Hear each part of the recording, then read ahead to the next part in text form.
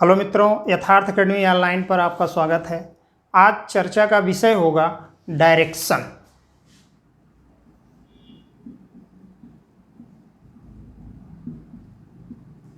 दिशा।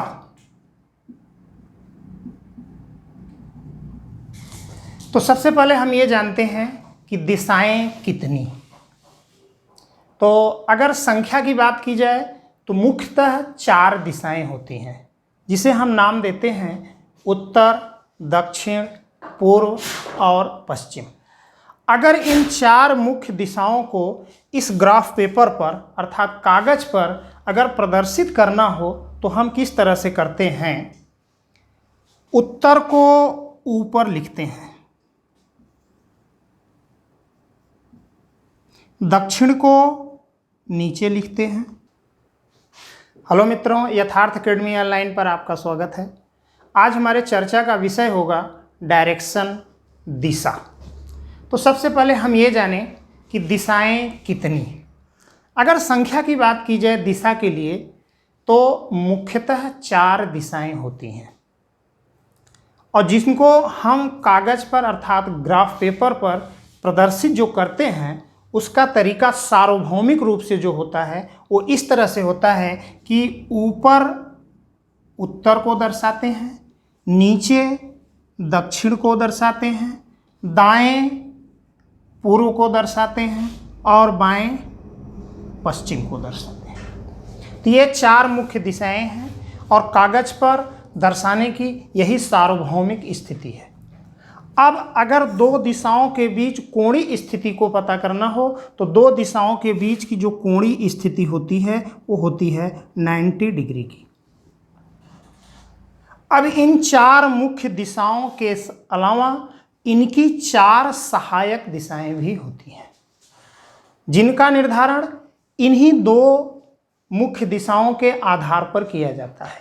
अर्थात उत्तर और पूर्व के बीचों बीच की स्थिति को हम कहते हैं उत्तर पूर्व, दक्षिण पूर्व के बीचों बीच की स्थिति को कहते हैं दक्षिण पूर्व, और दक्षिण पश्चिम के बीचों बीच की स्थिति को कहते हैं दक्षिण पश्चिम, और उत्तर पश्चिम के बीचों बीच की स्थिति को कहते हैं उत्तर पश्चिम। अब उत्तर और पूर्व पूरी कोण कितना था? 90 डिग्री का था। अब अगर इस आधी स्थिति को ध्यान में रखना हो ये कितना हो जाएगा? 45 डिग्री का हो जाएगा। तो इस तरह से आप कह सकते हैं कि 4 मुख्य दिशाएं होती हैं, इन चारों की 4 सहायक दिशाएं होती हैं। लेकिन अगर आपसे कोई ये पूछे कि कुल दिशाएं कितनी, अगर कुल दिशा की बात की जाती है तो कुल दिशा की संख्या 10 होती है। 4 मुख्य दिशाएं, 4 सहायक दिशाएं, 8 हुई, एक ऊपर और एक नीचे। लेकिन ऊपर और नीचे की जो दिशा है हमारी इस प्रश्नावली में उपयोगी नहीं है, इसलिए इस पर हम जिक्र नहीं करते हैं। तो अगर आपसे कोई पूछता है कि कुल दिशाएं कितनी तो आप कहेंगे कुल दिशाएं 10। कुल उपयोगी दिशाएं कितनी तो आप कहेंगे कुल उपयोगी दिशाएं कितनी? 8। और कुल मुख्य दिशाएं कितनी? मुख्य दिशाएं कितनी होती हैं? 4 होती हैं। तो हमारे इस प्रश्नावली में सबसे पहली समस्या जो होती है वह यह होती है दिशा का निर्धारण। जैसे कोई व्यक्ति किसी निश्चित दिशा में चलना प्रारंभ करता है, जैसे कोई आपसे ये कहे कि आप पूर्व दिशा में चलना प्रारंभ करें, तो आपका जो प्रश्न होगा उसको हल करने के लिए आपको कागज पर चलना होगा अर्थात 2 डायमेंशन पर चलना होगा। तो इसके लिए आपको इस डायग्राम को ध्यान में रखना होगा कि उत्तर किधर है, दक्षिण किधर है, पूर्व किधर है और पश्चिम किधर है। तो अगर आपसे कोई कहता है कि पूर्व दिशा में चलना प्रारंभ करना है तो किसी निश्चित बिंदु से आप किधर चलना प्रारंभ करेंगे? दाएं तरफ चलना प्रारंभ करेंगे। कोई कहता है पश्चिम दिशा में चलना है तो एक निश्चित बिंदु से आप किधर चलेंगे? बाएं चलेंगे। उत्तर जाना हो तो किधर जाएंगे? ऊपर जाएंगे। और दक्षिण जाना हो तो किधर जाएंगे? नीचे जाएंगे। तो इस तरह से पहली समस्या का समाधान होता है कि आपके प्रश्नावली में, आपके प्रश्नों में पहली समस्या यही होती है कि दिशा का निर्धारण। आपको सबसे पहले ये पता होना चाहिए कि कोई व्यक्ति किसी निश्चित दिशा में चलना प्रारंभ करता है तो आप अपने ग्राफ पेपर अर्थात कागज पर कैसे चलना प्रारंभ करेंगे। तो इस स्थिति के बाद, आपके दिशा निर्धारण के बाद, जो इस प्रश्नावली की दूसरी समस्या है वह यह है कि जैसे कोई किसी निश्चित दिशा में चलना प्रारंभ करता है, तो मान लीजिए अगर कोई पूर्व दिशा में चलना प्रारंभ करता है तो वो पूर्व दिशा में चले, लेकिन कुछ दूर चलने के बाद वो बाएं या दाएं मुड़ता है। तो बाएं और दाएं मुड़ने के लिए आप क्या करेंगे? तो होता क्या है कि जैसे कोई बंदा उत्तर दिशा में जा रहा है, तो आपको पता है कि ये आपका क्या है? उत्तर है। कोई उत्तर दिशा में जा रहा है, कुछ दूर चलने के बाद बाएं मुड़ता है, तो आप अपने अनुरूप बाएं मुड़ने के लिए किधर मुड़ेंगे? इधर मुड़ जाएंगे। दाएं मुड़ना है तो दाएं मुड़ने के लिए किधर मुड़ेंगे? इधर मुड़ जाएंगे। अर्थात ये स्थिति क्या है? लेफ्ट है। ये स्थिति क्या है? राइट है। अब इसी प्रकार से अगर कोई व्यक्ति दक्षिण दिशा में चलना प्रारंभ करता है तो दक्षिण दिशा में चलने का मतलब आप नीचे जाएंगे, और बाएं या दाएं मुड़ने की बात करता है तो बाएं मुड़ने का मतलब इस दिशा में मुड़ेगा और दाएं मुड़ने का मतलब इस दिशा में मुड़ेगा। तो ये बाएं और दाएं किसके लिए हुआ? दक्षिण के लिए। ये क्या है? लेफ्ट है। ये क्या है? राइट है। तो आप देख रहे हैं कि उत्तर दिशा में गतिमान व्यक्ति का लेफ्ट किधर है? इस साइड में है। तो दक्षिण दिशा में गतिमान व्यक्ति का लेफ्ट किधर है? इस साइड में है। अर्थात आप कह सकते हैं कि दिशा परिवर्तन होने पर बाएं और दाएं की स्थिति में परिवर्तन होता है। तो अगर हम इसको ध्यान में नहीं रखते हैं तो प्रश्न में हमारी गलती होती है। उसी प्रकार से अगर कोई पूर्व दिशा में गतिमान है तो क्या करेंगे? पूर्व दिशा में गतिमान का मतलब बाएं का मतलब इधर मुड़ेंगे, दाएं का मतलब इधर मुड़ेंगे। ये क्या हुआ? लेफ्ट। ये क्या हो गया? राइट। उसी प्रकार से अगर कोई पश्चिम दिशा में गतिमान है तो पश्चिम दिशा का मतलब बाएं का, दाएं का मतलब ये हो जाएगा और बाएं का मतलब ये हो जाएगा। तो इस तरह से आप देख रहे हैं कि दिशा परिवर्तन होने पर बाएं और दाएं की स्थिति में परिवर्तन होता है। तो इस तरह के प्रश्नों को हल करते समय थोड़ा सा संशय होता है। तो ऐसे संशय से निजात पाने के लिए हमें करना क्या है?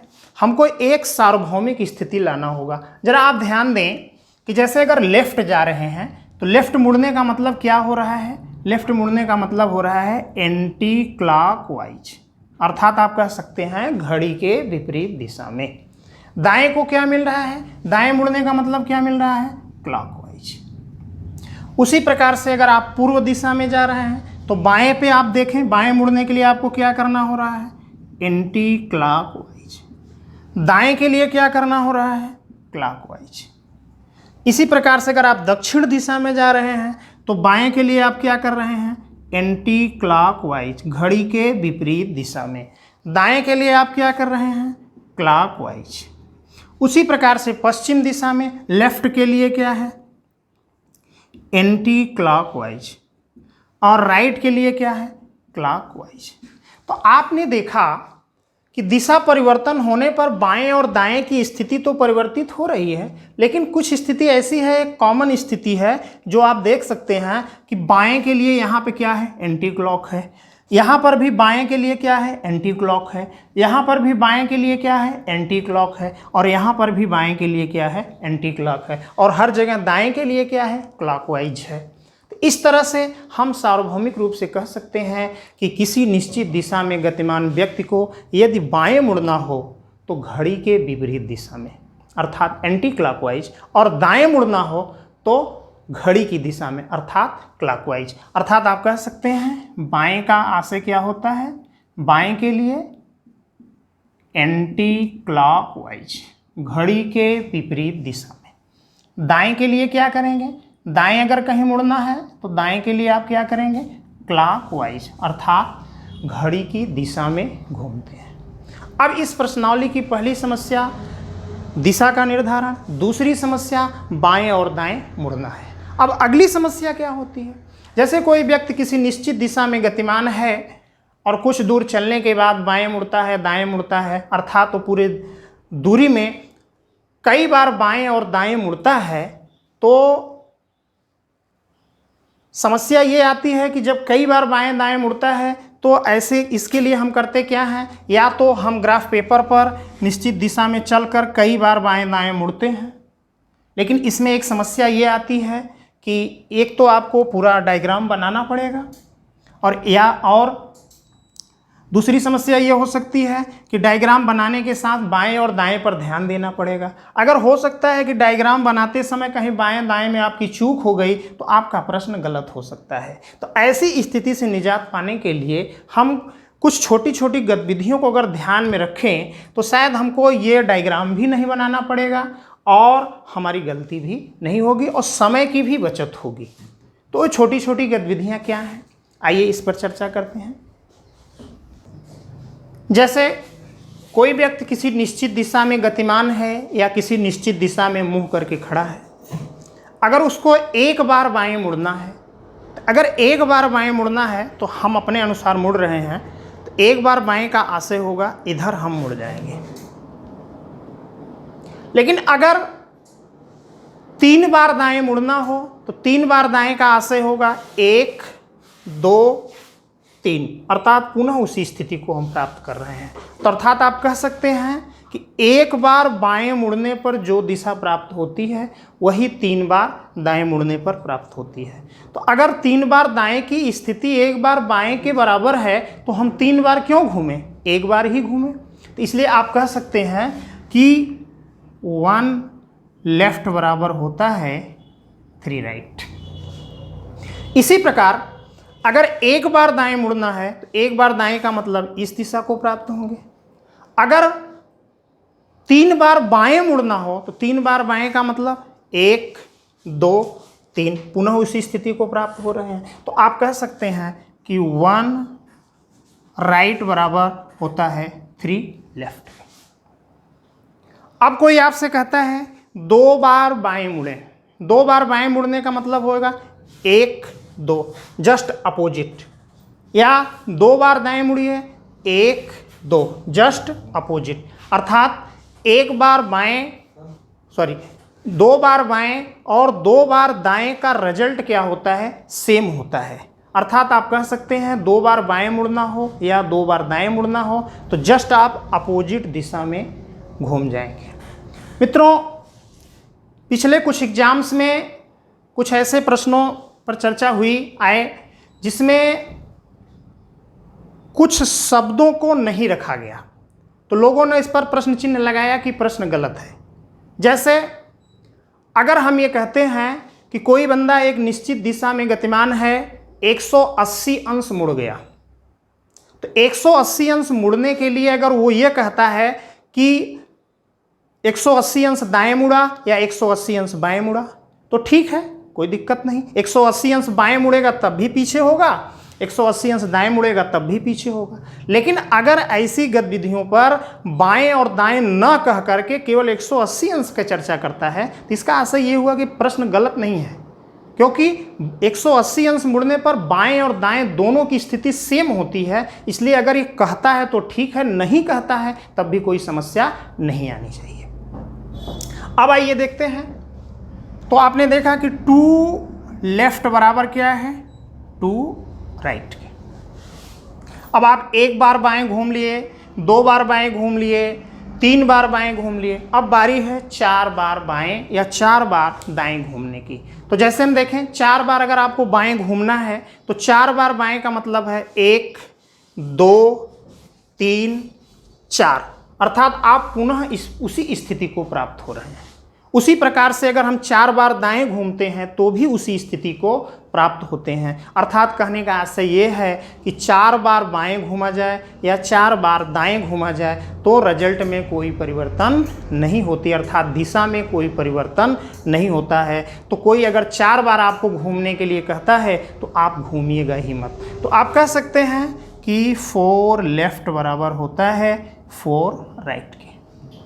अगर हम इन छोटी गतिविधियों को ध्यान में रखें तो चाहे प्रश्न जितना बड़ा हो या चाहे जितनी बार आपको घूमना हो, तो केवल 1 या 2 बार आप घूमकर अंतिम दिशा को प्राप्त कर सकते हैं। जैसे अगर आपसे कोई प्रश्न करता है कि एक व्यक्ति पूर्व दिशा में गतिमान है, तो पूर्व दिशा में गतिमान है, वो 7 बार बाएं घूमता है। अगर 7 बार बाएं घूमता है तो अगर आप इस ग्राफ पेपर पे 7 बार बाएं घुमाएंगे तो स्वाभाविक है आप घूम तो लेंगे, लेकिन समय भी लगेगा और संशय भी रहेगा, कहीं गलती भी हो सकती है। इसलिए अगर 7 बार बाएं घूमने की अपेक्षा अगर हम इस छोटे गतिविधियों को ध्यान में रखें तो 7 बार हमें घूमना नहीं पड़ेगा। तो आपने कहा कि अगर हमको 7 बार बाएं घूमना है तो सबसे पहले आप ये देखिए कि 7 बाएं होता क्या है। 7 बाएं को हम लिख सकते हैं 4 लेफ्ट प्लस 3 लेफ्ट। तो आपको पता है कि 4 लेफ्ट या 4 राइट की वैल्यू क्या होती है, 0 होती है। अर्थात 4 बार बाएं या 4 बार दाएं घूमने की वैल्यू क्या होती है, 0 होती है। अर्थात आपको घूमना नहीं है तो 4 लेफ्ट की वैल्यू हो क्या जाएगी, 0 हो जाएगी। और इसके बाद 3 लेफ्ट की वैल्यू क्या होगी, तो आपको पता है कि 3 लेफ्ट की वैल्यू किसके बराबर है, 1 राइट के बराबर है। तो आप कह सकते हैं 1 राइट।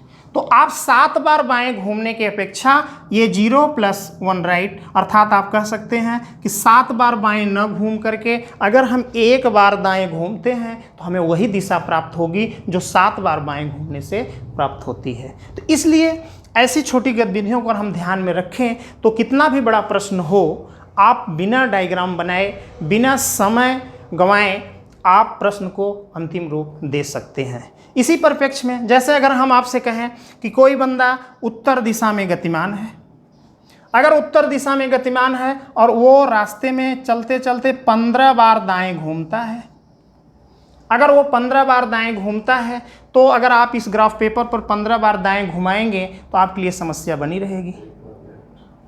तो 15 दाएं का मतलब क्या होगा, 15 दाएं का मतलब होगा 4 right plus 4 right plus 4 right, 4 4 8 4 3 12 plus 3 right.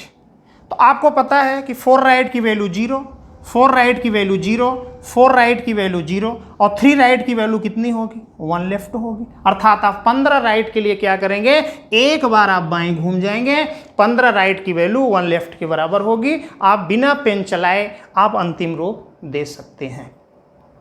इन्हीं छोटी छोटी गतिविधियों के आधार पर डायरेक्शन के कुछ ऐसे प्रश्न हैं जिन पर अक्सर लोग डायग्राम बना करके हल करते हैं, लेकिन हम आपको बताएंगे कि बिना डायग्राम बनाए कई प्रश्न ऐसे हैं बिना डायग्राम बनाए और बिना समय गंवाए अंतिम रूप दे सकते हैं। तो आइए डायरेक्शन के हम पहले टाइप पर चर्चा करते हैं, जो टाइप होगी केवल दिशा पर आधारित प्रश्न। आइए टाइप 1 पर चर्चा करते हैं, केवल दिशा पर आधारित प्रश्न। तो जैसा कि हमने आपको बताया कि 1 लेफ्ट बराबर कितना है, 3 राइट है, 1 राइट बराबर कितना है, 3 लेफ्ट के है, 2 लेफ्ट बराबर है 2 राइट के, 4 लेफ्ट बराबर है 4 राइट अर्थात 0। अब केवल दिशा पर आधारित प्रश्नों के लिए हमें डायग्राम बनाने की कोई ज़रूरत नहीं है। जैसे कोई व्यक्ति किसी निश्चित दिशा में गतिमान है और रास्ते में चलते हुए एक बार वह दाएं मुड़ता है, अगर एक बार दाएं मुड़ता है इस दिशा को प्राप्त होता है, अगर वह एक बार बाएं मुड़ता है तो पुनः उसी दिशा को प्राप्त हो जाता है। अर्थात आप कह सकते हैं कि रास्ते में चलते हुए व्यक्ति के बाएं और दाएं मुड़ने की संख्या समान हो तो प्रारंभिक दिशा ही अंतिम दिशा होती है। तो टाइप 1 में आपका पहला नोट ये प्राप्त हो गया। नोट फर्स्ट, किसी निश्चित दिशा में गतिमान व्यक्ति के बाएं और दाएं मुड़ने की संख्या यदि समान है तो प्रारंभिक दिशा ही अंतिम दिशा होती है। आइए इसी पर एक प्रश्न करते हैं। जैसे अजय अपने घर से पूर्व दिशा में चलना प्रारंभ करता है। अजय अपने घर से पूर्व दिशा में चलना प्रारंभ करता है। रास्ते में 2 बार बाएं, 3 बार दाएं, 2 बार बाएं और 1 बार दाएं मुड़कर आगे बढ़ता है तो वह अंत में किस दिशा में जा रहा है। तो अगर ऐसे प्रश्न आपके पास होते हैं जिसमें केवल दिशा की बात की गई है तो आप केवल बाएं और दाएं को प्रश्न पढ़ते जाएंगे, बाएं और दाएं को नोट करते चले जाएंगे। तो आपने देखा कि बाएं 2 बाएं 2 बाएं कितना हो गया, 4 बाएं 4 left, 3 right and right, 1 right कितना हो गया 4 राइट। तो आप यहाँ पर देख रहे हैं कि लेफ्ट और राइट की संख्या अर्थात बाएं और दाएं की संख्या क्या है, समान है। तो कोई बंदा जितनी बार बाएं घूमे उतनी बार अगर दाएं घूमता है तो दिशा में परिवर्तन नहीं होता है। इस तरह से 4 लेफ्ट को 4 राइट क्या करेगा, कैंसिल कर देगा और आपकी वैल्यू क्या होगी, 0 प्राप्त होती है, अर्थात कुछ नहीं प्राप्त हुआ। तो अगर कोई वैल्यू प्राप्त नहीं हुई है इसका मतलब जो दिशा प्रारंभिक थी वही अंतिम दिशा हो जाएगी। इसी परिप्रेक्ष्य में आइए एक प्रश्न और देखते हैं।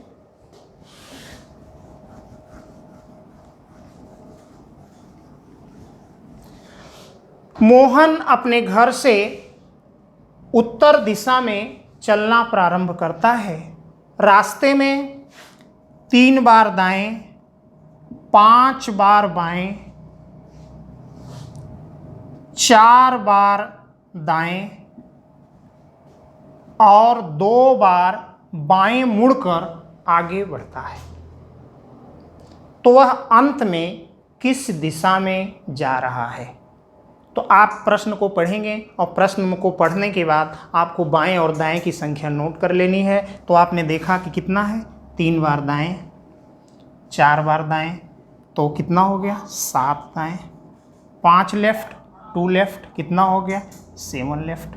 तो राइट और लेफ्ट की संख्या क्या है, समान है, दोनों एक दूसरे को कैंसिल कर देंगे। वैल्यू क्या प्राप्त हुई, 0 प्राप्त हुई। अर्थात आप कह सकते हैं कि जो प्रारंभिक दिशा उत्तर थी वही उसकी क्या हो जाएगी, अंतिम दिशा अर्थात उत्तर हो जाएगी।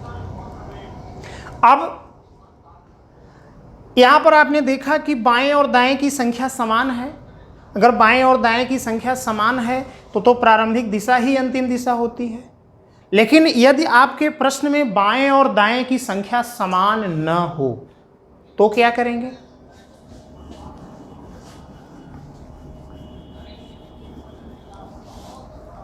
यदि बाएं और दाएं की संख्या समान न हो तो बाएं को अलग और दाएं को अलग नोट कर लेंगे। जितना एक दूसरे से कैंसिल होता है उसको कैंसिल कर देंगे, जो बचेगा उतना ही प्रारंभिक दिशा से घूम करके अंतिम दिशा ज्ञात कर सकते हैं। जैसे रमेश अपने घर से पूर्व दिशा में चलना प्रारंभ करता है।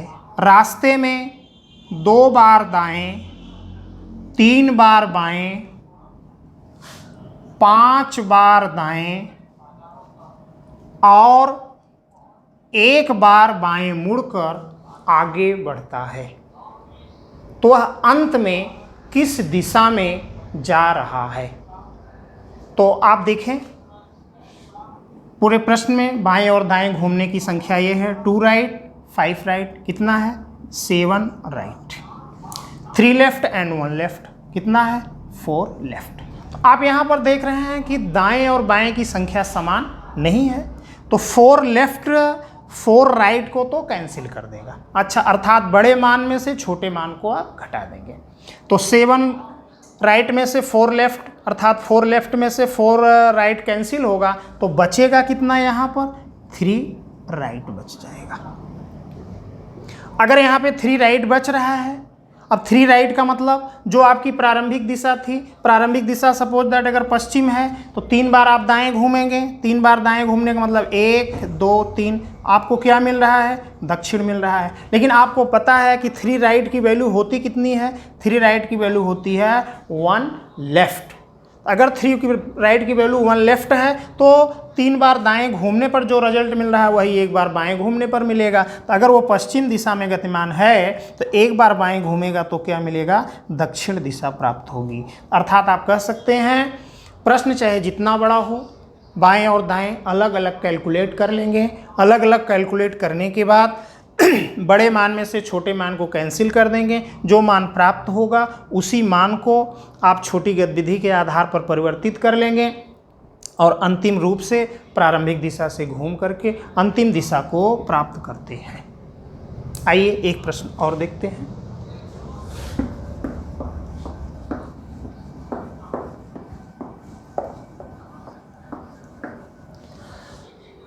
मनोज अपने घर से उत्तर दिशा में चलना प्रारंभ करता है। रास्ते में 5 बार बाएं, 7 बार दाएं, 3 बार बाएं और 4 बार दाएं मुड़कर आगे बढ़ता है, तो वह अंत में किस दिशा में जा रहा है? तो आपके प्रश्न में बाएं और दाएं मुड़ने की जो संख्या है 5 लेफ्ट 3 लेफ्ट कितना हो जाएगा? 8 लेफ्ट हो जाएगा। 7 राइट 4 राइट कितना हो जाएगा? 11 राइट हो जाएगा। तो अब आप 8 लेफ्ट जो है 8 राइट को कैंसिल कर देगा। 8 लेफ्ट 8 राइट को कैंसिल करेगा तो बचेगा कितना? 3 राइट। अब 3 राइट अंतिम मान है, तो आप 3 राइट को परिवर्तित भी कर सकते हैं। आपको पता है कि 3 राइट बराबर कितना होता है? 1 लेफ्ट के बराबर होता है। तो 3 राइट की जगह क्या लिख दिए आप? 1 लेफ्ट लिख दिए। अब आपको प्रारंभिक दिशा क्या है? उत्तर है। उत्तर से आप एक बार बाएं घूम जाइए। अगर उत्तर से आप एक बार बाएं घूमते हैं तो आपको दिशा क्या मिलती है? पश्चिम दिशा प्राप्त होती है। तो इस तरह से आप बाएं और दाएं का मान बराबर हो तो प्रारंभिक दिशा ही अंतिम दिशा होती है, और मान बराबर न हो तो अधिक में से कम को घटा करके प्राप्त मान को के अनुसार प्रारंभिक दिशा से घूम करके अंतिम दिशा ज्ञात करते हैं। अब आइए इसी में तीसरी गतिविधि को ध्यान में रखते हैं। तीसरे प्रश्न में क्या होता है? यदि प्रश्न में प्रारंभिक दिशा न दे करके अंतिम दिशा दिया हो और प्रारंभिक दिशा पूछे तो क्या करेंगे? तो मित्रों आप ध्यान दें, जैसे हम किसी निश्चित दिशा में जा रहे हैं, एक बार दाएं मुड़ते हैं तो इस दिशा को प्राप्त होते हैं। अगर हम यही मैटर पूरा उल्टा करें, रिवर्स करें, तो आप देख रहे हैं कि जहां हम आगे गए हैं वहां पीछे जाएंगे, जहां दाएं मुड़े थे वहां बाएं मुड़ेंगे। अर्थात कहने का आशय यह है कि यदि आपके प्रश्न में अंतिम दिशा दिया हो और प्रारंभिक दिशा ज्ञात करनी हो तो सब कुछ जैसे अभी तक करते आए हैं वैसे ही करेंगे, लेकिन लास्ट में एक छोटा सा परिवर्तन करेंगे। वो परिवर्तन यह होगा कि अगर अंत में लेफ्ट मिले तो राइट घूमना है और राइट मिले तो लेफ्ट घूमना है। अर्थात तीसरे नोट्स पर आपको ध्यान रखना है, यदि आपके प्रश्न में अंतिम दिशा ज्ञात हो और प्रारंभिक दिशा ज्ञात करनी हो तो ऊपर की गतिविधियों को के अनुसार ही चलते हैं और अंत में एक छोटा सा परिवर्तन करते हैं। लेफ्ट मिले तो राइट और राइट मिले तो लेफ्ट घूमते हैं। आइए इस पर एक प्रश्न करते हैं। अजय अपने घर से एक निश्चित दिशा में चलना प्रारंभ करता है। रास्ते में 2 बार बाएं, 3 बार दाएं, 1 बार बाएं और 2 बार दाएं मुड़कर आगे बढ़ता है। यदि अंत में वह दक्षिण दिशा में जा रहा हो तो वह चलना किस दिशा में प्रारंभ किया था? तो अब आप पूरे प्रश्न को देखें। बाएं और दाएं की संख्या क्या है? 2 लेफ्ट है और लेफ्ट है, तो कितना हो गया? 3 लेफ्ट, 3 राइट एंड 2 राइट। तो राइट की संख्या कितनी हो गई? 5 राइट। तो आपको पता है कि 3 लेफ्ट से 3 राइट कैंसिल हो जाएगा, तो 3 राइट से 3 लेफ्ट कैंसिल हो गया, तो बचा कितना?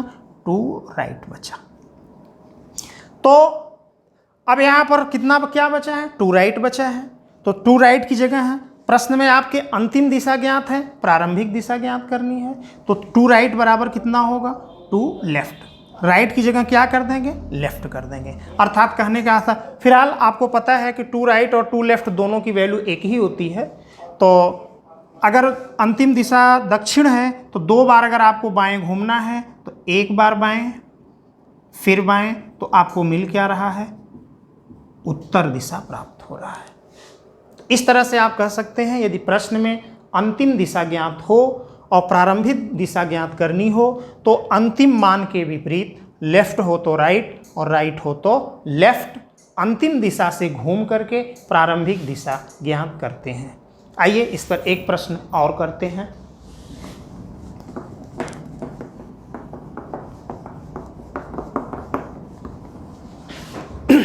अशोक अपने घर से एक निश्चित दिशा में चलना प्रारंभ करता है।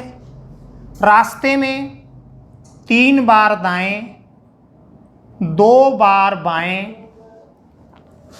2 बार दाएं और 2 बार बाएं मुड़कर आगे बढ़ता है। यदि अंत में वह पूर्व दिशा में जा रहा है तो चलना किस दिशा में प्रारंभ किया था।